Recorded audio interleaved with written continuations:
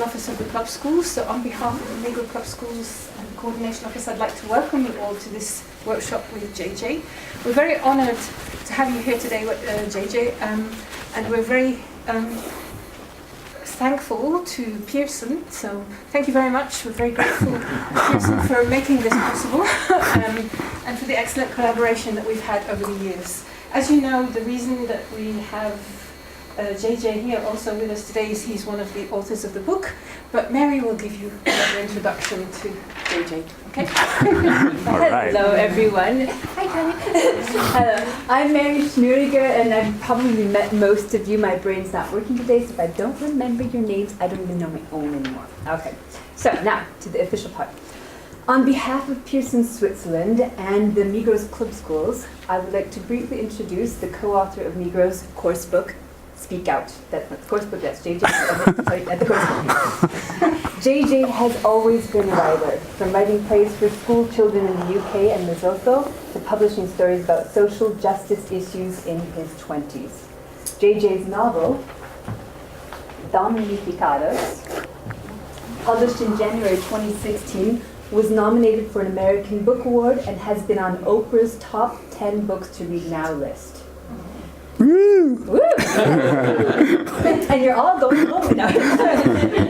In the late 90s, JJ co-authored his first textbook for adult students of English. Several similar books followed, and JJ was honored at Buckingham Palace in 2008. And in 2011, Pearson's Speak Out won the Duke of Edinburgh English Speaking Union Award for Best Book, co-authored by JJ Wilson. Pearson would like you to please welcome the writer-in-residence at Western New Mexico University, member of the Academy of American Poets, and co-author of Pearson's Speak Out, JJ Wilson. Thank you.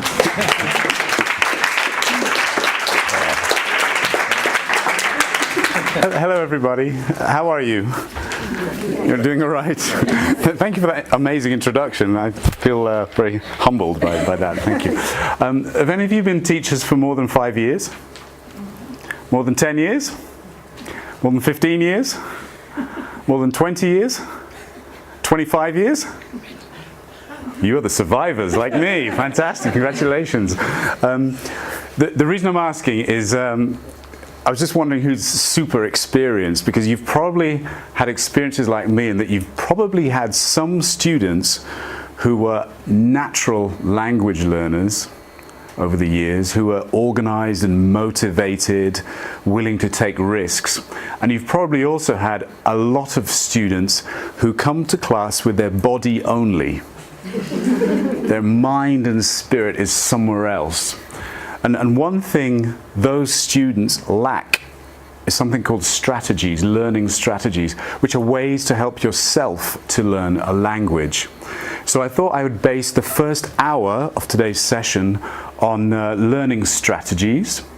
I'm going to give you a tiny bit of theory. I mean about 5 minutes of theory. And most of the session today will be very practical before we take a break, and then I'll talk about Speak Out. And if you have any questions, you can ask me questions about Speak Out or methodology or anything else in that second part of the session. Does that sound okay? I hope so, because that's what I'm going to do. That's all I'm planning to do. So, right. Here's the theory. There are 3 types of strategy. The first is what's called metacognitive strategies. This is the development of general study habits. For example, keeping a vocabulary notebook. Do your students write down new words in their notebook? Sometimes. Okay, well, it's a great strategy, very important. Watching movies in the target language. Do they watch films in English? Yes. Great, okay.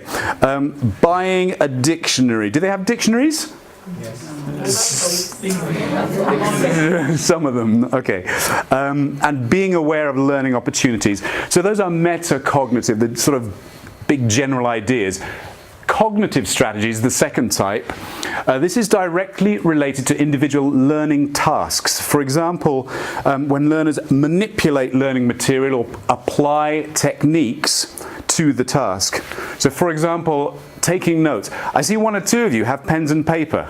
You are the good students. Because you're taking notes during the lecture. That's a cognitive strategy. Very good. Congratulations, those of you scribbling away there. I can see there's one or two good students here. Also, predicting content by looking at a title. That's a cognitive strategy. I know I asked if some of your students have dictionaries. Using the dictionary is the actual that's the cognitive strategy. Having it is metacognitive, but that's completely useless, of course, if they don't use it. So using the dictionary is the cognitive strategy. Does anyone know the third type of strategy? Well, at least you're going to learn something new today. That's good.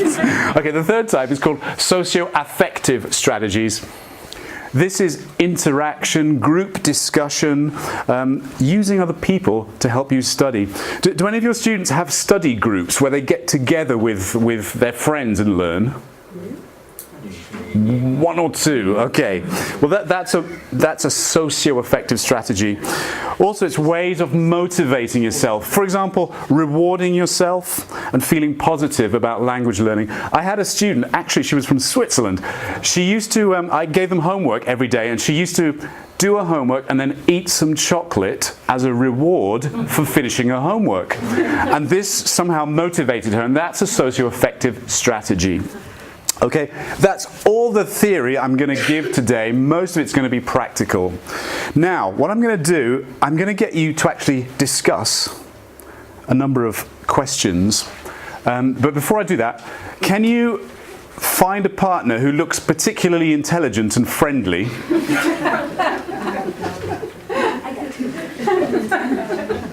Or you can work as a three if you wish. If you have two intelligent, friendly people close to you. You got partners? You got a partner? Okay. So, these are the questions you're going to discuss, because I'm going to talk about all of these issues in the next hour. So I just want you to discuss them first. Okay. How do your students record and review new vocabulary? How do they deal with difficulties in listening and reading comprehension? How do you prepare students for speaking and writing tasks? What do you do if students keep making the same mistakes? What extra activities can students do to learn English, for example at home or in class if they finish a task early? And 6, how do you keep the students motivated? Can you spend about 3 minutes just discussing this with your friendly, intelligent partners? Thank you.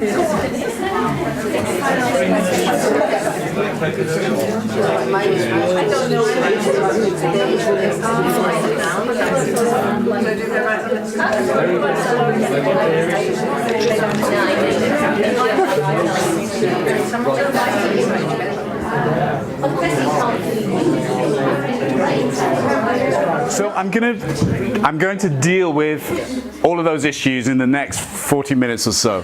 So the first one was vocabulary. Do your students write down new vocabulary? Some of them. Okay, what do they write? What do they record? Tell me. Depends on how you show them how to do it. Ah, very good. Yes, it does. Do they write anything except the word? Do they write a translation, or what do they write? Translation. Okay. They actually need to write a lot of information. They need to write the speech part. Is it a noun, verb, adjective, etc.? They should try to write a definition if they are high enough level. They should write a definition in English. Maybe a translation. They should also write an example sentence that includes the word. And they should mark the stress. How might they mark the stress? Potato. Yeah, underline it. Potatoes. Explain. Dots on potatoes. Dots on top of the syllable. So they need to write a lot of information. Other things they can do is put words in pairs. So for example, if you're teaching the word happy, what's the opposite that they could put at the end of the line? Sad or unhappy. Yeah. They might also write collocations. Do we all know what collocations are? Yeah. Okay, so what's the verb that goes with shower? Have a shower, or maybe take a shower. So they ought to write not just shower, but have a shower, take a shower. What's the word we use when it's someone's birthday? What do we say to them? Happy birthday. Do we say merry birthday? Why don't we say merry birthday? Because it doesn't collocate. Okay, there's no rule, there's no reason, it just doesn't collocate. We might also include synonyms. So with unhappy, you might put sad as well. What else? put words in categories. Let's say you're teaching animals. You teach lion, dog, cat, crocodile, elephant. What category is cat and lion? Feline. Felines, yes. What category is cat and dog? House. Pets or domestic animals. What category is lion and crocodile? Prey. No. Animals that want to eat you, basically. The key thing is actually the students put the words in categories, not you, the teacher, because the brain that does the work is the brain that learns. Okay, get the students to do it. What else? One word is 6 words. Do you know what I mean by this? Okay, let's say you're teaching the word happy. You can also teach happiness. You can teach the adverb, which is happily. You could teach the opposite of happy, which is unhappy. So if you teach the whole family of words, students get words for free. Okay, so they don't only get happy, they get the whole family. Personalize. When the students write their example sentence, they should write a sentence about themselves. So if you're teaching the word happy, I am happy when I eat chocolate. Okay, why? Why do I say this? Because all the research into second language acquisition is telling us that if the students have a personal connection with a word, they are more likely to remember it. Now, I had a friend called Jenny Leonard, who I used to work with at International House London. She told me about a teaching experience. She was teaching a class parts of the face. Okay, so what's this? What's this? What's this? Forehead. What's this? Temple. In her class, there was a Buddhist monk, okay, and he really loved this word, temple. Do you know why? Where did he live? He lived in a temple. And my friend Jenny told me that every time he had to do a speaking activity or a writing activity, he would always include the word temple. Always, because he just loved this word. And he had a personal connection with this word, temple. So, get students to personalize. What else? Visualize, draw a picture of the word or some kind of mind map. Here's an example. Why should we do this? Why should we try and visualize and draw? Any reasons, do you think? Say it again. Brain friendly. Absolutely, yeah. The brain is much more imagistic than we think. If you look at students' notebooks, they actually look like cemeteries. Everything is in straight lines, everything is in black and white, things go in there to die, and they never come out again. The mind doesn't necessarily work in straight lines. The mind uses color, it uses images, etc. So if we can get students to record words using color and images and shape, they are more likely to remember it. It's exactly what you said. What did you say again? Brain friendly. Brain friendly, thank you. Okay, final thing about teaching vocabulary. If you're teaching the word big, write it big on the board. If you're teaching the word small, write it small. Same with tidy, write it tidily. Get the student to write the word messy in messy writing. Fat, you should use big fat letters. Thin, use long thin letters, and get the students to do the same. Why? Because it's Brain friendly. brain friendly. Thank you. You've got a job. You've got a job now. It's brain friendly. Exactly. Okay. This down. Reviewing new language. Do you review new language, new vocabulary? Yes or no? Okay, you need to, because all the research into second language acquisition tells us that students need to see, hear, or use a word a minimum of 6 times before they acquire it. The research is not consistent. Some say 6, others say 15, others say 20. Thornbury says 15, Rebecca Oxford says 20. It just depends. It depends on the student and on the word. But we know it's at least 6 times they need to see, hear, or use it. So, ways of reviewing. How do you review vocabulary?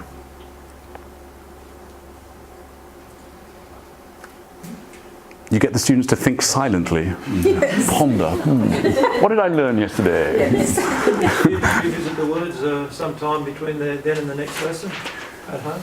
Oh, you get them to review them at home? Revisit the Yep. lesson, yes, all the vocabulary. Okay, do they do that? Do they do it? Yeah, Excellent. You're lucky, you have good students.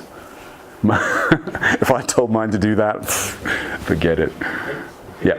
It depends how much vocabulary, but normally the vocabulary they learn, either between lessons or during the lesson, I will get them to write something simple using the vocabulary. Yes, I think it's a great thing to do. Yeah. Anything else? No one plays games? Or yes? Yes, and maybe reviewing it in different contexts.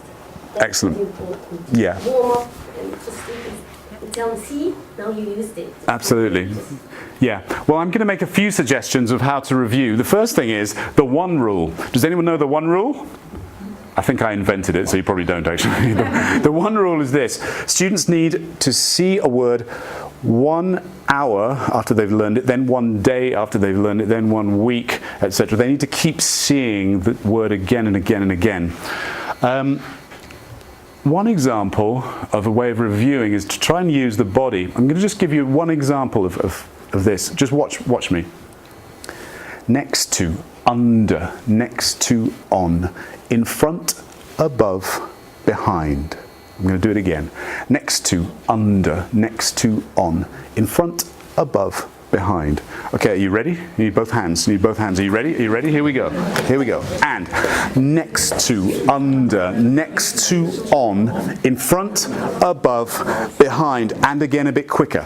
Next to, under, next to, on, in front, above, behind. You're going to do it one more time. I'm going to get it wrong. You have to get it right. Here we go. And next to, under, next to, on, in front, above, behind. Absolute disaster, teachers, never mind. Some students learn by moving, so I'm going to come back to that later. What else? Put words in a story. So I think that's something that you were saying. Yeah, put words, actually write the words down in a different context. Does anyone know this game Stop? Okay, I'm going to show you. Let's say you've been teaching these lexical sets: animals, food, jobs, something to wear, and body part. Your students copy this down, then you give them a letter. And I'm going to give you the letter T. Can you name an animal beginning with T? Tiger. Tiger. Food? Fruit. Beginning with T. Fruit. No. Tomato, okay. Job beginning with T? Teacher. Something to wear beginning with T? Tie. T-shirt. Body part beginning with T? Tongue, toe, etc. And then when the students have filled in this, and it's a race, they shout, "Stop!" And they are the winner, okay? We're just going to play this game once, okay? I'm going to play this game with you. Are you ready? Do we have to write? Yes, you have to write. Yes, you have to actually write the words. Okay, so you need to copy this.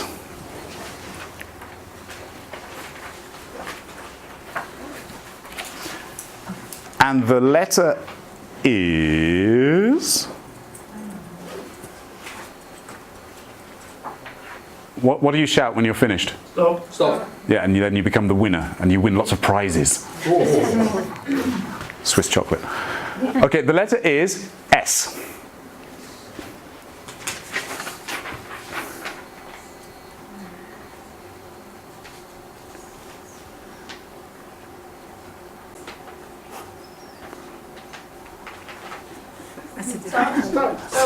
Oh, someone over there. Someone behind you. Okay, what's an animal beginning with S? Snake. Snake. Stork. Ooh, that's nice. Snake. Very good. Food beginning with S. Squash. Squash. Ooh, isn't that a sport? Snow cone. Is that food? We have a surrealist here. Job beginning with S. Singer. Singer. What was your job? Secretary. Secretary. Someone always says sex worker whenever I do this with teachers. Secretary. Very good. Something to wear? Socks. Socks. Sweater, shirt. Yep. Body part? Sole of the foot. The sole of the foot. Genius over there is the winner. Stomach, yeah. So that's the game, and it's a way to review lexical sets with your students. Okay? Congratulations, winner. Okay, another game. Do any of you know this game, Backs to the Board? Maybe not? Okay, I'm going to show it to you. You have to work with your friendly, intelligent partner or partners One of you closes her eyes or just does not look at the board. The other student, I'm going to pretend you're students, describes the word until the one closing her eyes, guesses the word, okay? And I'm going to play this with you. So can you decide who's going to close her eyes?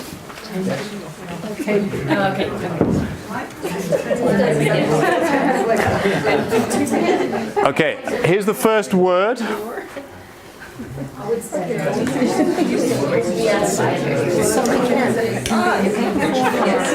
Got it? You got it? Okay, here's the second, it's not stop. Here's the second word. Here's the second word.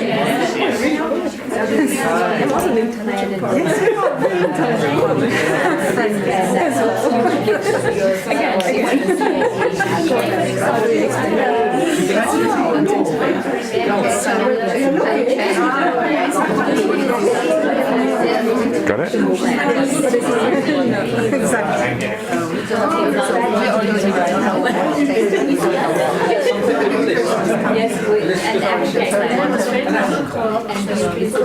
Okay, change roles. Change roles. Different person. Are you ready? Okay.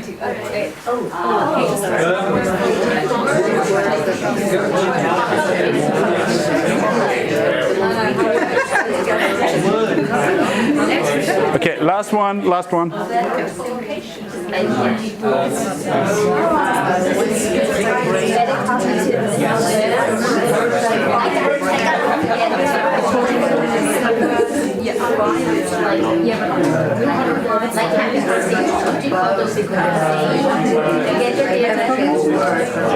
Okay, here we go. There's the answers for you on the board. So, teachers. So there's two ways of doing this. You can do it as we did it, or you can put one student here and one student here. This group of students explains the word to the student here. This group of students explains it here. The nice thing about this is that the students have to use lots of language in order to describe the word. So they're actually using lots of language. Okay, can I move on? Yes. Okay, I'm going to move on to dealing with comprehension difficulties and listening and reading. Do your students ever struggle to understand reading texts? Or is reading easy for them? Depends what level. Depends on what level. Depends what level, yeah. What are the difficulties with reading, particularly? They try to understand every single word. Absolutely. Yeah, and then they miss the general meaning. What about listening? Do they have problems listening? Same thing, they concentrate too much on every word and every syllable, and Right. they miss The general, the gist, yeah. I mean, the other problem with listening compared to reading is that listening disappears on the wind. They can't go back like they can with a reading. There are many other difficulties, obviously, as well. I'm just going to look at the main way to help students is actually prevention by preparing them well, preparing them before they read or before they listen. Predicting. You might get the students to predict the content by using the title. You might want to try this. Turn the title into a question. So for example, here's a couple of titles. The most helpful city. Can you turn that into a question using the same words? What do you think a helpful city is? Yeah, or what is the most helpful city? How can a city be helpful, etc. What about gift giving around the world? How could you turn that into a question? What gifts are given around the world? Yeah, exactly. Just what gifts are given around the world. Yeah. Another way of preventing difficult or preparing the students is using a KWL chart. Does anyone know what this is?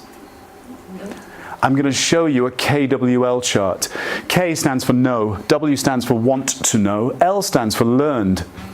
And what you do is this. The students draw this chart, then you give them the topic of the reading. So let's say the reading is about New York. What do we know about New York, students? What do we know about New York? The Big Apple. The Big Apple. Anything else? Tall building. Thank you. Yep. Park. Central Park. Yeah. Anything else? Sorry again? Trump Tower. Oh my God, don't mention that word, please. Chuck Schumer. Jack Schumer. Who's Jack Schumer? Ah, Jack Schumer. Okay, yeah, Jack Schumer. Okay, then I say to the students, imagine you're going to New York. What do you want to know? What do you want to know about New York? Where's the comedy club? Where's the comedy club? Here's the surrealist again. What else do you want to know about New York?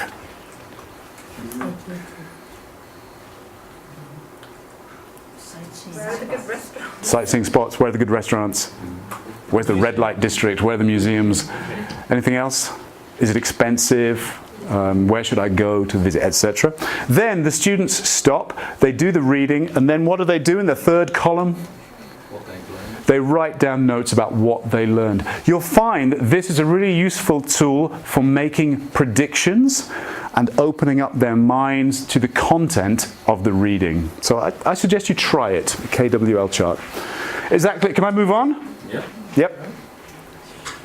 Okay, just a few things strategic readers do. They use contextual clues. They use the layout. They use any illustrations. They also use this strategy of persevering and guessing intelligently from context. Oh, the word zomp, okay. What do you think zomp means? Yesterday I went zomping with my friend. We zomped in the forest. I pulled out my axe and zomped a tree. What do you think zomp means? I zomped 15 trees and turned them into furniture. Yeah. So zomp is an invented word for cut down. But by persevering and continuing to listen, you were able to get the meaning. Meaning often is confusing for our students, but if they persevere and keep listening or keep reading, the meaning often becomes clear. Okay? So that's a key strategy, to persevere. Final strategy, breaking up long words.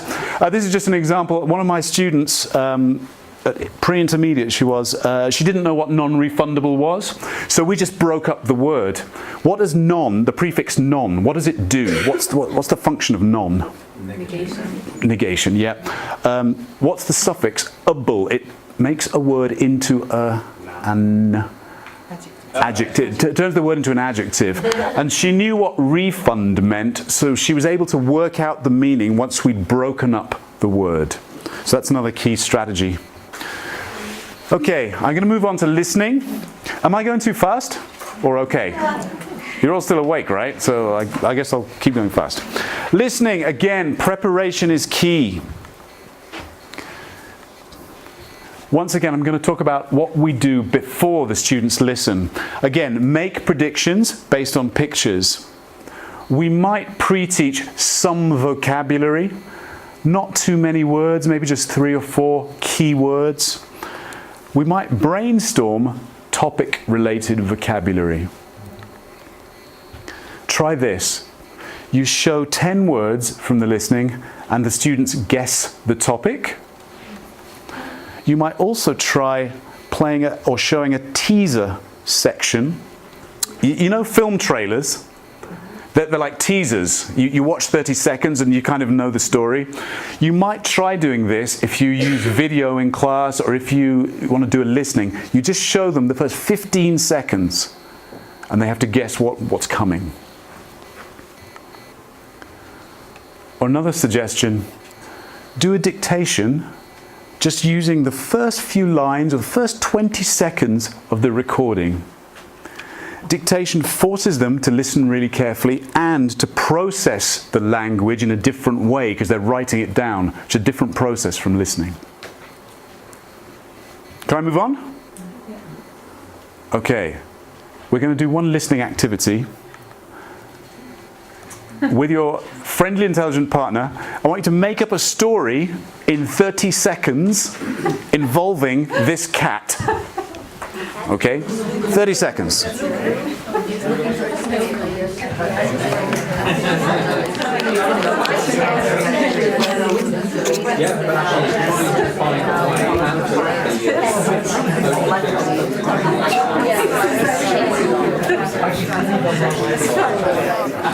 Okay, now, teachers, now you're gonna continue your story, but you have to use these words also. 30 seconds, 30 seconds.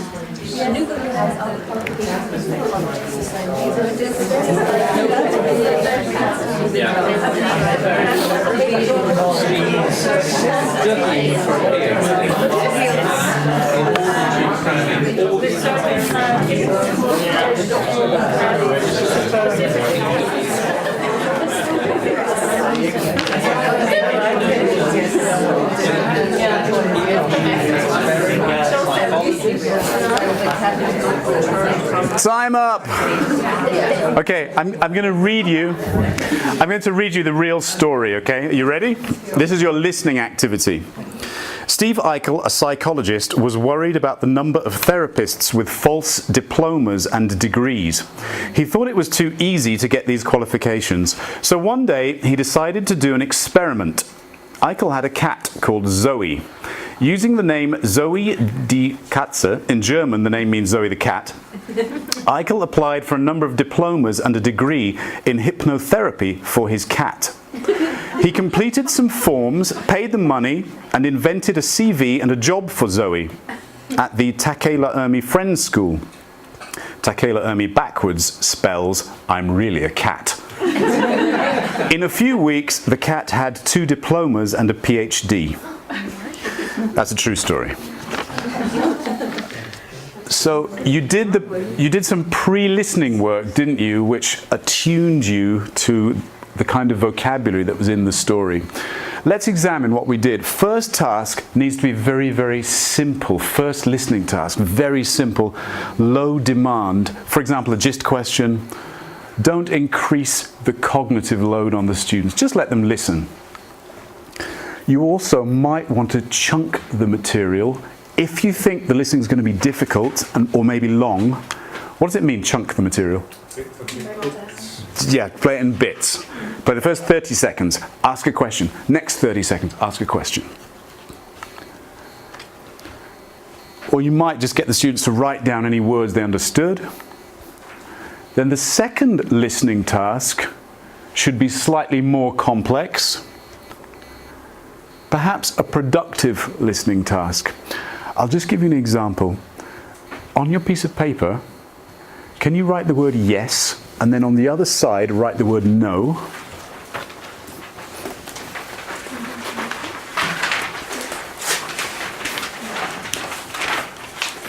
So just write yes on one side, no on the other side.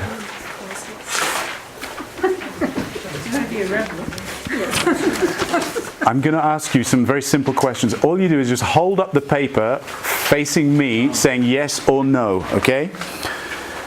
Was Steve Eichel a cat? No. Was Steve Eichel a psychologist? Yes. Did he think it was too easy to get qualified as a psychologist? Yes. Did he do an experiment? Did he have a dog? Well, we don't know actually, do we? Did he have a cat called Zoe? Did he apply for a diploma for Zoe? Did he pay a lot of money? We don't know, do we? Did he invent a CV for his cat? Did his cat Zoe get a master's degree? No, he got a PhD. Very good. So that's a very, very simple activity for your students to do, which doesn't involve any output. They don't have to speak. They just have to understand. And you know if they understood or not because you can see their answers. Okay? So you could try that. Of course, they should answer slightly more complex questions. And then maybe you get them to do a text reconstruction. So if I was teaching this text with you, after the second listening, this is what I would do. I would put those words on the board again, and I would get you in pairs or groups to try and reconstruct the text. Why? Because you're engaging with the language orally after you've listened. Okay, finally, I would do a review of the listening text. I might show the students the script, Okay, you don't need it because you're all geniuses. But you might want to consolidate with multiple exposures to language. Play with language. You might act out the scene. You might complete a summary of the listening text. You might gap read. I'll show you what gap reading is. I'm going to read the same text again. I will pause. When I pause, you say the next word. Okay? So when I pause, you say the next Word. Thank you. You're all listening. Very good. Steve Eichel, a psychologist, was worried about the number of is a word, the number of therapists with false diplomas and degrees. He thought it was too easy to get these qualifications. So one day he decided to do an experiment. Eichel had a cat called Zoe. Using the name Zoe die Katze, in German the name means Zoe the cat, Eichel applied for a number of diplomas and a degree in hypnotherapy for his cat. He completed some forms, paid the money, and invented a CV and a job for Zoe at the Takayla Ermi Friends School. In a few weeks, the cat had 2 diplomas and a PhD. Yeah, you're listening very intently, aren't you? You're also you're using memory, but you're also using your knowledge of language. For example, you know, if I say a number, you know the preposition is of. If I say applied, what's the preposition after applied? For. So you're developing your knowledge of language as well as just memory. Oh, and the other thing you might do, you might try this, is called a word grab. Can you see these words on the green cards? Uh-oh. I need 3 volunteers. I need 3 volunteers. Who's feeling full of energy? Who's feeling full of energy? 3 volunteers. 3. Fantastic, thank you. That's 2. Thank you very much. Yes, there's 1. 2 more. Oh, are you coming up? No? I'm going to volunteer someone in a minute. I just need 1 more volunteer. Oh, thank you so much. Listen, you 3, all you do is, when you hear those words, you grab them. Okay, get nice and close. I'm going to kill myself. This is an extremely violent activity. This activity is very violent, okay? It's a competition. Are you ready? Steve Eichel, a psychologist, was worried about the number of therapists with false diplomas and degrees. He thought it was too easy to get these qualifications. So one day he decided to do an experiment. Eichel had a cat called Zoe. Using the name Zoe die Katze, in German the name means Zoe the cat, Eichel applied for a number of diplomas and a degree in hypnotherapy for his cat. He completed some forms, paid them money, and invented a CV and a job for Zoe at the Takayla Ermi Friends School. Takayla Ermi backwards spells I'm really a cat. In a few weeks the cat had 2 diplomas and a PhD. Right. Who won? 3. 4. Congratulations, you're the most violent student in the class. Congratulations. Now what the students would do now is put the words together, and in their group they would try to reconstruct the text. They would try to reconstruct the listening. You don't have to do that. Thank you very much, volunteers. I do appreciate it. Thank you. Round of applause for my volunteers. Thank you. Thank you. Thank you very much. Thank you. Thanks, Peach. Thank you.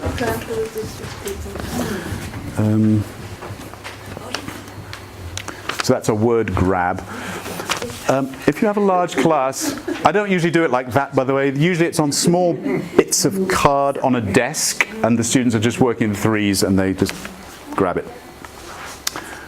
Okay, let me talk about long-term strategy training in listening. I think we need to give them lots of regular mini listening activities.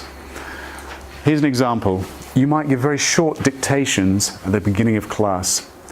I'm going to give you a dictation, okay? Are you ready? To get pen and paper ready.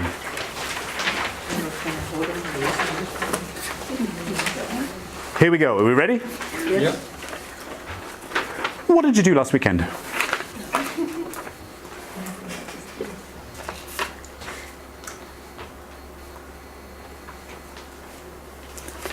Okay, and the second sentence. What are your plans for next weekend?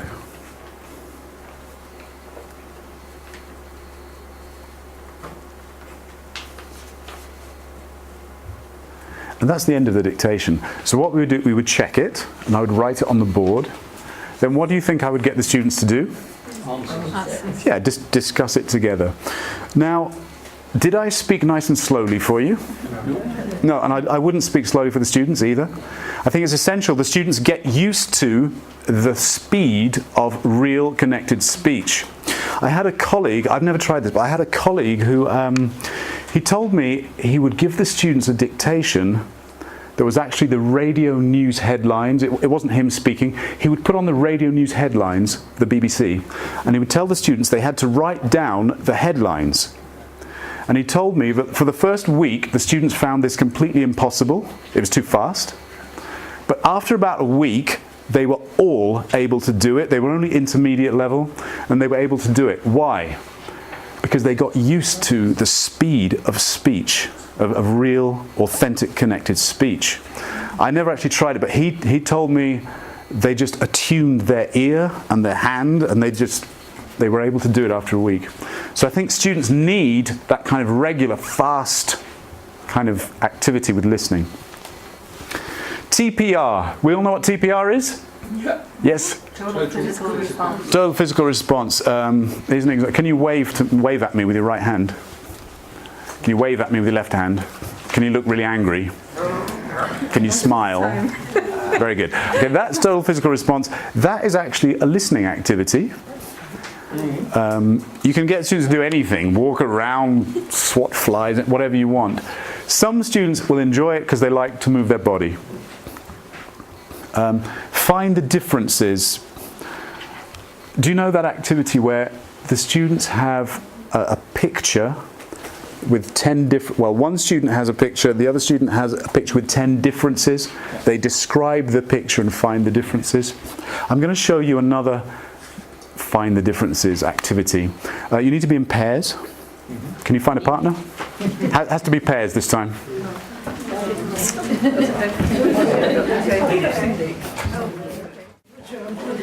Okay, listen.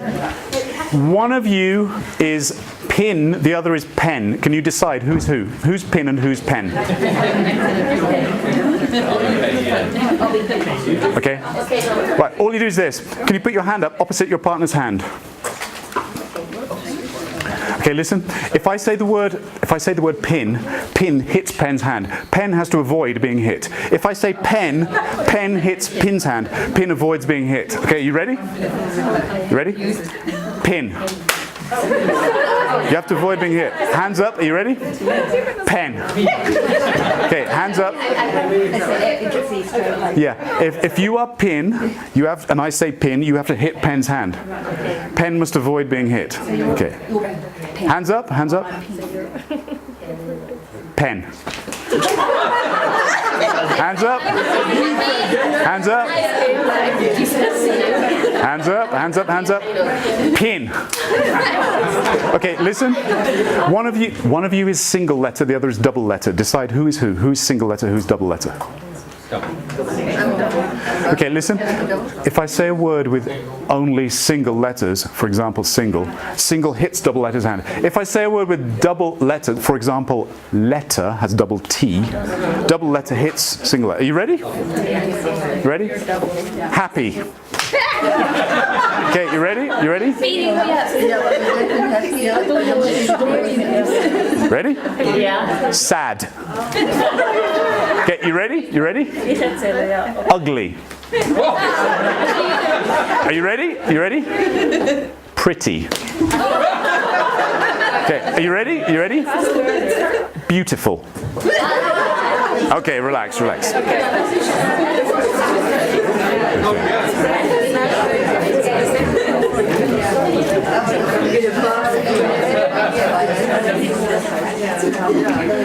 So that's actually it's a tiny listening activity. You just have to listen for just individual words, but it's still listening. Can I move on? Oh, change chairs.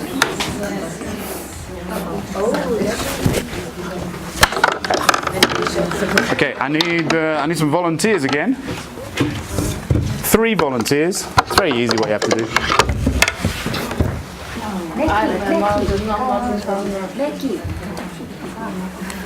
Can I have 3 volunteers?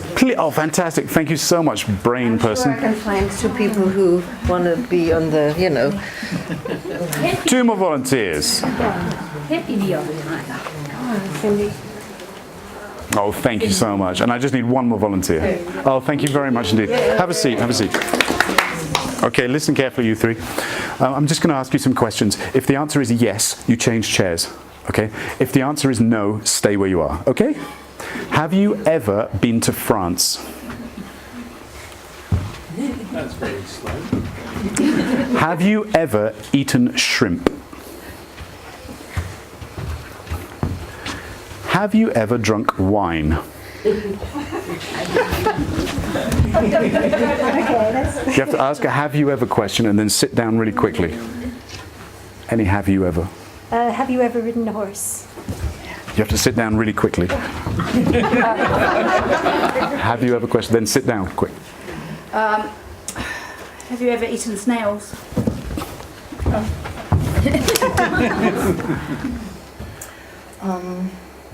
have you ever touched a shark? Nope.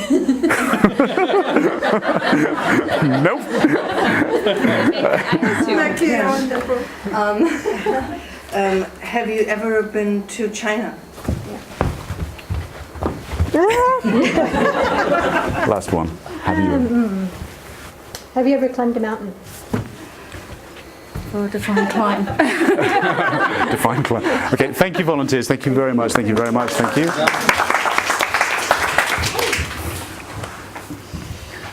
So again, it's listening, but what grammar were we practicing? We were practicing present perfect, weren't we? Have you ever questions?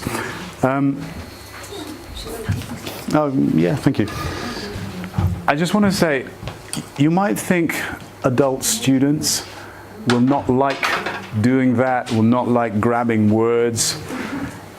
Some do. Some really do. I think adults are just children who've forgotten how to play, basically. I've done all these activities with CEOs of big companies, men in their 60s who wear a suit all day. They just want to have fun in their English class because during the day they have to be very serious. They're actually just children who just grew a bit older. So just try it. Okay, final activity I want to do with you is called blind forgery. You're working with a partner again, okay, it has to be a pair. One of you is going to do the drawing, but do not look at the board. The other will describe the picture I'm going to show you, okay? You only have 1 minute. Are you ready?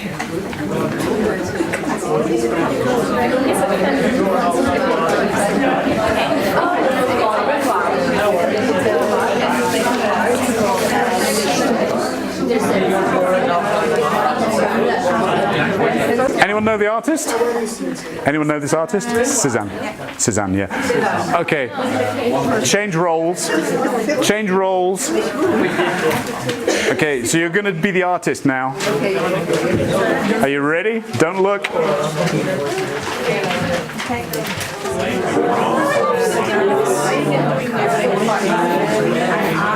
You know this artist? Okay. Matisse, yes. Again, it's not purely listening, is it? It's speaking and listening. And drawing, yes. Some students will like it, because some students are visual learners, aren't they? They like using images to learn.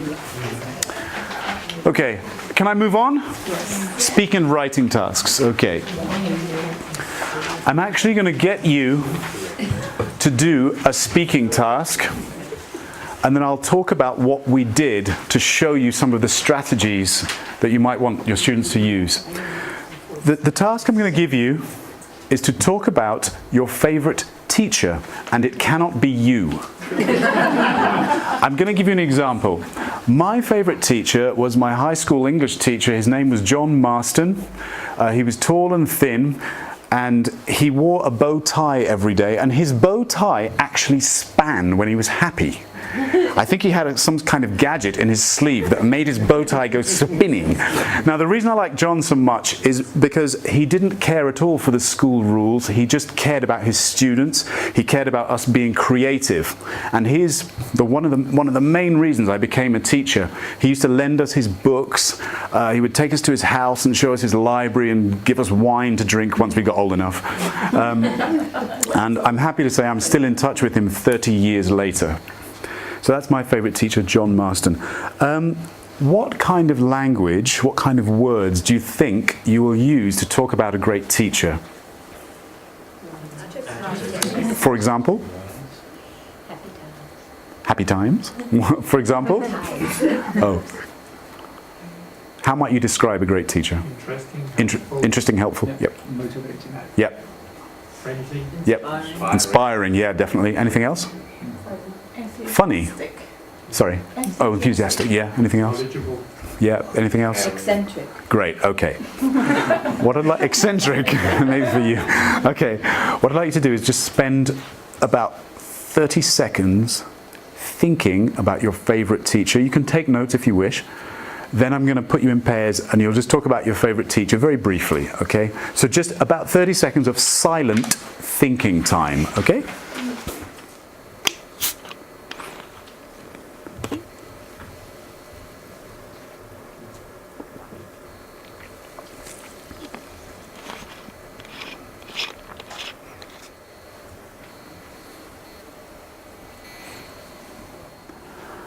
Okay, can you work with your friendly, intelligent partner or partners and just spend about 1 minute each talking about your favourite teacher?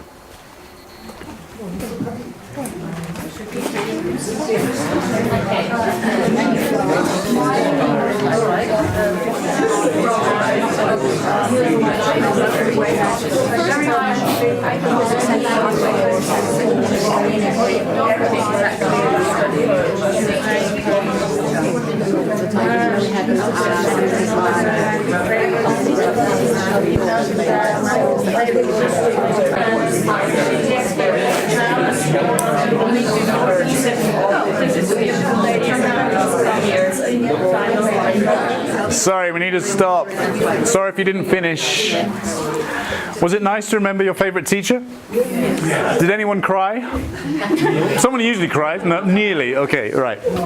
I just want to examine what we just did. Did I provide a model of how to do it? Yes. Yes. Who was it that provided the model? It was the teacher at the front. Why should the teacher give a model? To de-embarrass them. Okay, maybe, yeah. Any other reasons? Because the teacher has the best English and so can give a model of what it should sound like when it's spoken by a competent speaker. Provide useful phrases. Did we get any useful phrases or words? We brainstormed, didn't we? We had eccentric, we had motivating, inspiring. We brainstormed before. Did you get any thinking time? How much thinking time did you get? 30 seconds. You got 30 seconds. Your students should get up to, I would say, about 5 minutes. A lot of the research is telling us if you give your students up to 5 minutes of thinking time and preparation time, the language they produce will be more fluent, it will be more accurate, and they will use a wider range of grammar and vocabulary when they do the speaking task. And the research is telling us up to 7 minutes. If you give them more than 7 minutes, they'll probably start thinking in their native tongue, they'll start looking at their phone, looking out the window, etc. It kind of depends on the task and on the student's level. Also, if you let the students take notes, again, the research, and it's particularly Rebecca Oxford and Scott Thornbury, the research is telling us, again, they will speak better if they've had time to process the language before they speak. Okay? So give them thinking time. The final thing we didn't do is have an outcome to the activity. If I had more time, what we would then do at the end of that activity is decide together on the top 5 qualities of a great teacher. So maybe they have to be inspirational, friendly, etc. We would have decided that as our outcome. And of course, I would also give you feedback. I would be listening, taking notes. I would not only write down common errors, I would also write down good examples of great English, nice phrases that you used while you were doing the task. Can I move on? Okay. Getting ideas. Quite a lot of the speaking tasks I give to my students demand creativity. And what do the students say? They always say, "Teacher, I'm not creative, I have no imagination." And it's not true. But they do need some help getting ideas. So this is what we usually do. We usually brainstorm. You know what brainstorming is, right? The idea of brainstorming is to generate lots of ideas. We do not criticize them, we just generate the ideas. What's a paper storm? Same thing but with paper? Correct! So, well, no, the same thing, you just write them down on paper. What's a board storm? Same, you just write lots of ideas on the board. You get the students to come up and write ideas on the board. Yes. Also, I would suggest, if your students lack ideas, you use frameworks and models to help them. And I have a couple of examples from my own teaching. I've been teaching the present perfect to a group of pre-intermediate students. I actually spend most of my life teaching the present perfect. And I gave them this framework. I've never, but I've always wanted to. I've never, and I've never wanted to. And I got them in groups to complete these sentences. And one of my groups produced this. I've never eaten caviar. I've never traveled very far. I've never been on TV. I've never learned to ski, but I've always wanted to. I've never worn a skirt. I've never eaten dirt. I've never seen a ghost. I've never eaten snake on toast, and I've never wanted to. What do you think?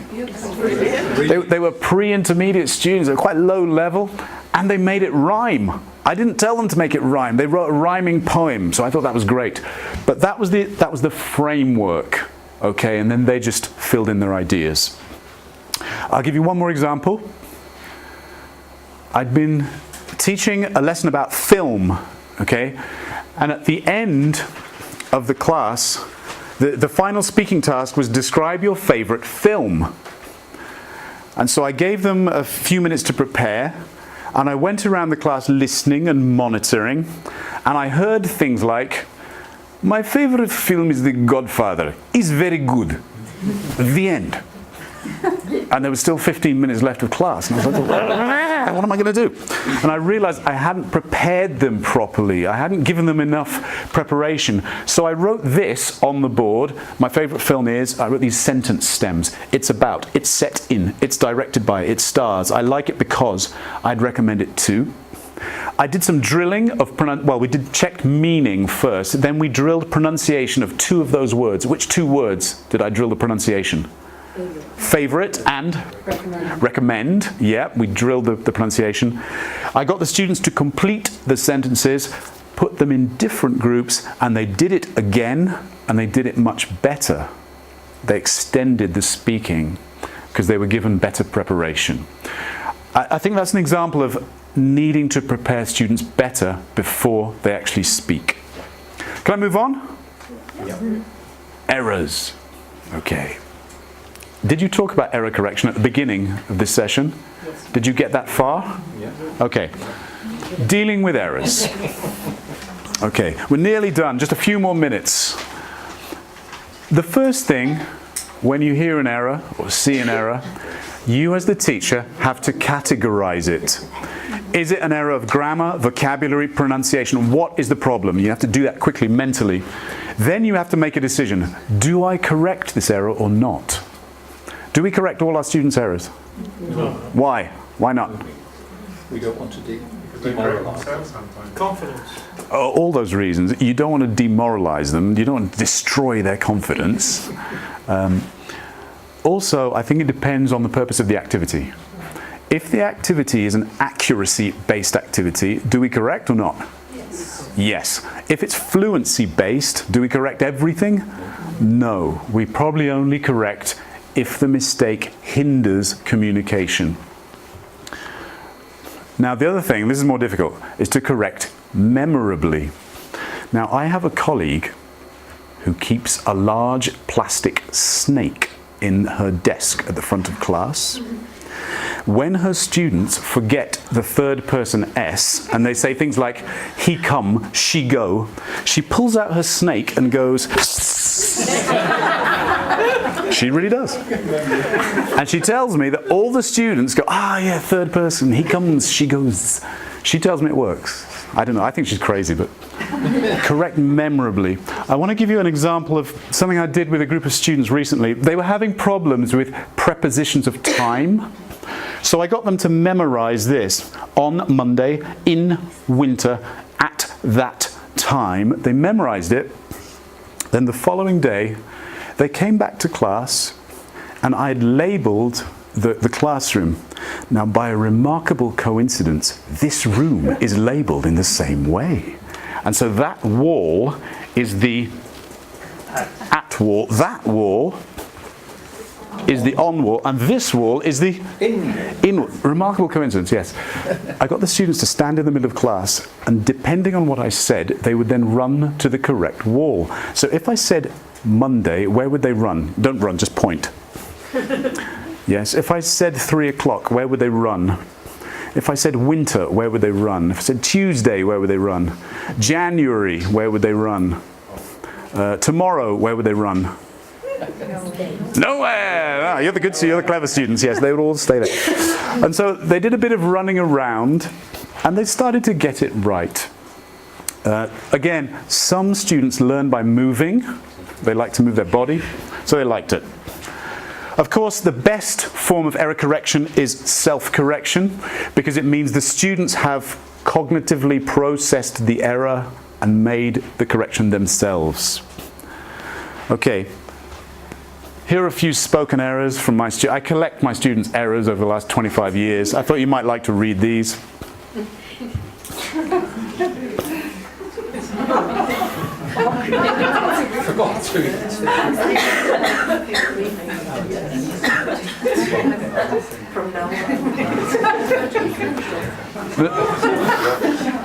Number one, what's the error, number one? It's vocabulary, isn't it? It's feed, vocabulary. What about number two? It's verb tense, yes, yeah. My sister's having 3 cats. What does it mean? It means my sister's pregnant and with 3 cats, yeah. The third one, again, is vocabulary. What about the fourth one? What's the problem? It's preposition, isn't it? Travel all off the world. I showed them, this means you're traveling, and then you go, off the world. And the fifth one is also vocabulary. Here are some of their written errors.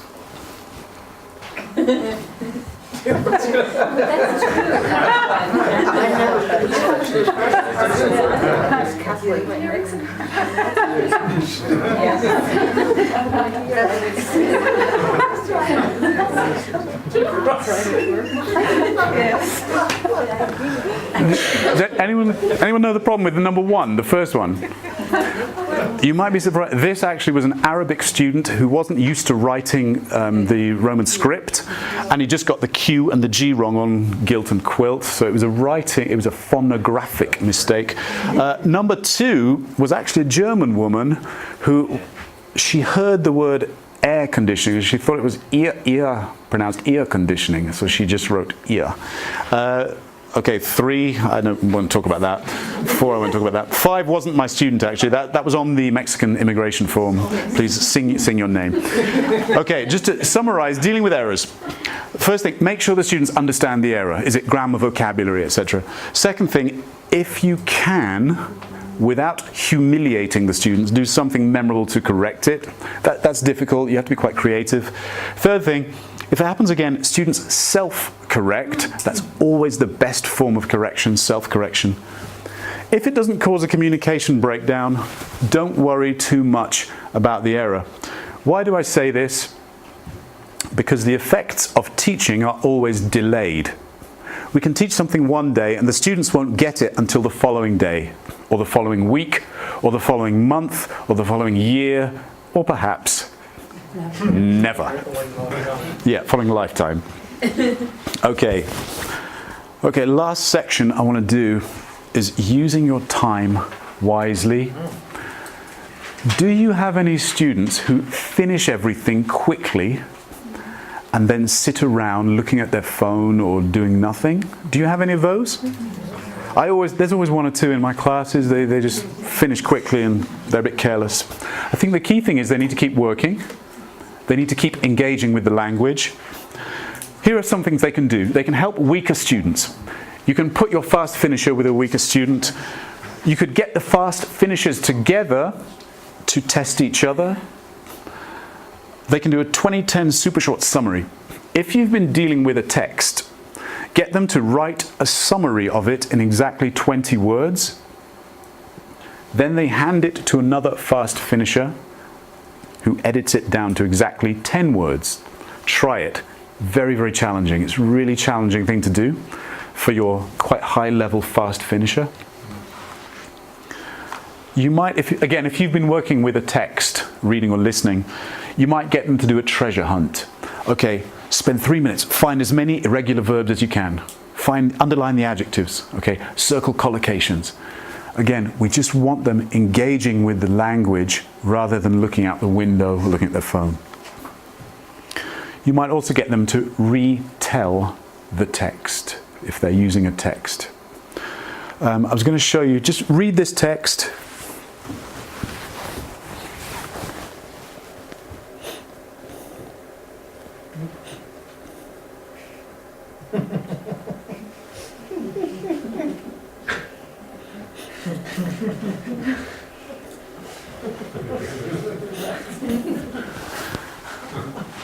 So, have you finished? Yeah. So let's say you're the fast finisher.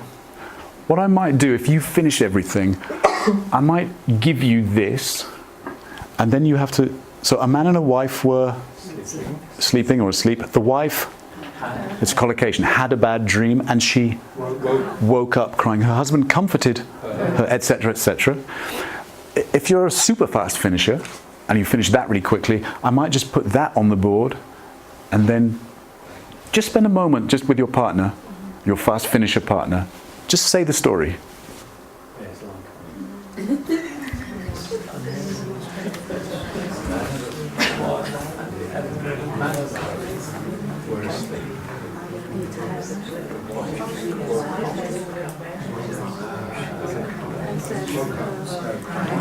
Okay, that's fine. So that's just an example of what you might do with your fast finishers to extend the activity. Okay?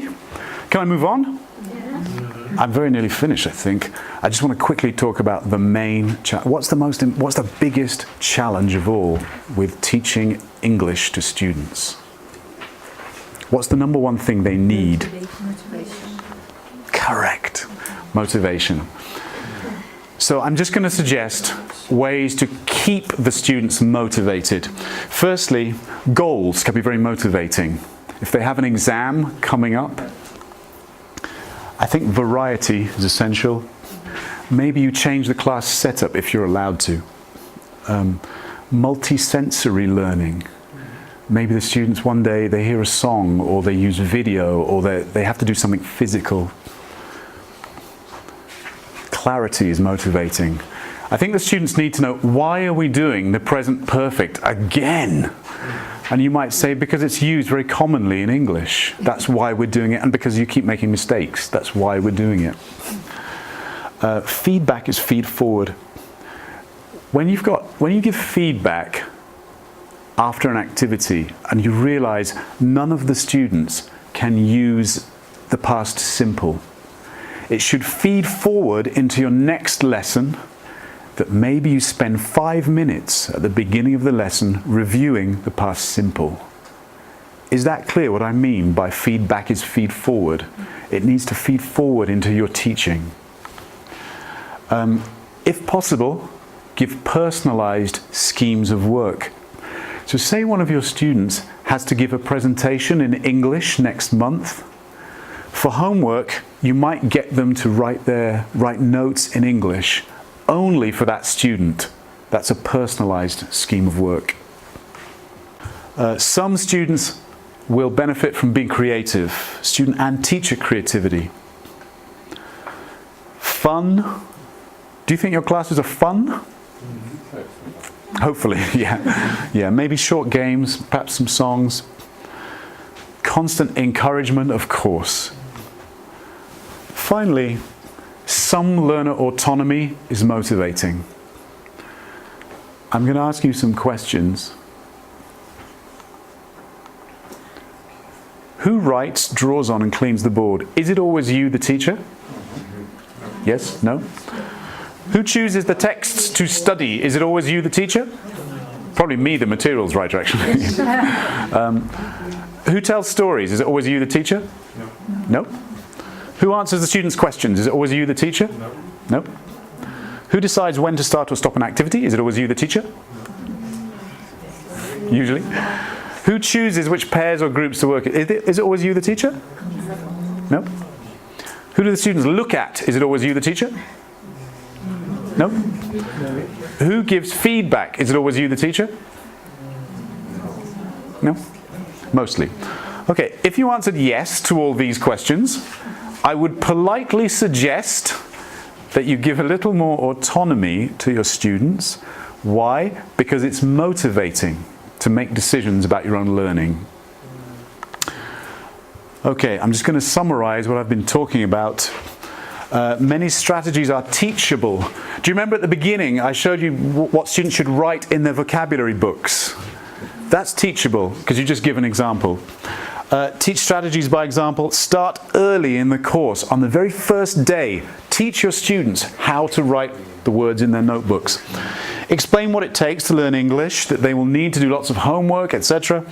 Use these strategies little and often. Reading is essential. Read, read, read. It doesn't matter what they read, they just need to read in English. Class time isn't enough. They need to go on YouTube, look at the DVDs in Speak Out. They need to do more. Okay? And finally, give the students a little autonomy. Okay. It's short and sweet, and then I hope there'll be time for questions if you have questions at the end. So I thought I'd tell you a little bit about Speak Out. I know, are all of you using it, or most of you using it? Yes, so you kind of know it already. So I thought I'd just give you a little bit of background about how we came to write it and why we wrote it the way we did. You know, a few years ago we felt there was a need for a really genuinely communicative course that would focus on particularly speaking and listening. We felt those were the key things to focus on. And of course, it had to have a very solid grammar and vocabulary syllabus. It had to have reading and writing. That was essential, otherwise no one would buy it. But our focus was really on speaking and listening. And the other focus was on authentic materials. We felt that the way the world is going, education always follows whatever is happening in the world. Whatever the trends are in the world, education follows. And one thing we felt was that authentic materials were becoming more and more easier and easier to access for our students. They just go on YouTube and they have authentic materials. They go on any blog and they have authentic English coming at them. Also, our beliefs as language learners, myself and the other writers, were that authentic materials are much better. I remember several years ago, I decided to move to Italy. I really liked Italian culture, I liked Italian food, but I particularly liked Italian girls. And I wanted to learn Italian to find myself a nice Italian girl. So this was before I went there. So I used all these books. And I just remember the examples they taught me were these completely inauthentic sentences. And I remember one particular sentence, le albicocche sono nel cestino. The apricots are in the basket. So I went over to Italy and I was trying to meet all these girls in bars and all I could say was the apricots are in the basket. And they looked at me as if I was insane. Anyway, I didn't have much luck. And I remember learning French at school and learning this sentence, le singe est dans l'arbre, the monkey's in the tree. I've been to Paris about 50 times. I've never seen a monkey in a tree. So I was just thinking, it's not really that useful. So we wanted authentic materials to be a key thing. And the third thing, we really felt that film was today's medium. We think film is today's medium. Particularly the younger generation, they get their news from film. They're on Facebook, they're watching short film. They're on YouTube, they're watching films. Do you young students make films on their phones? all my students, the ones in their 20s, they're making films on their phones. So we felt film is today's medium. So what we decided to do was include lots of filmed material in the course book. And we went around the world asking students, teachers, academic directors, cocche sono nel cestino. The apricots are in the basket. So I went over to Italy and I was trying to meet all these girls in bars, and all I could say was the apricots are in the basket. And they looked at me as if I was insane. Anyway, I didn't have much luck. And I remember learning French at school and learning this sentence, le singe est dans l'arbre, the monkey's in the tree. I've been to Paris about 50 times. I've never seen a monkey in a tree. So I was thinking it's not really that useful. So we wanted authentic materials to be a key thing. And the third thing, we really felt that film was today's medium. We think film is today's medium.